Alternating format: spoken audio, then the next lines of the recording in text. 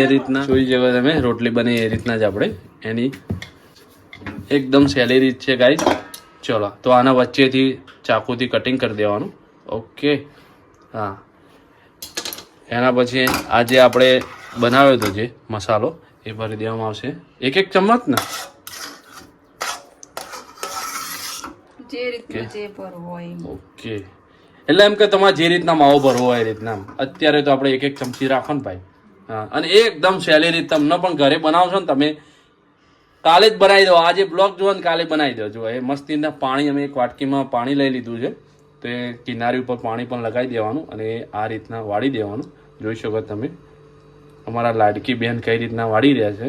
જો કોઈક દિવસ લાવશું બ્લોગમાં, હાલતા આવતા નહીં કાઢ્યા. જો એ હા ઓકે. જો એ સમોસો, જો રેડી.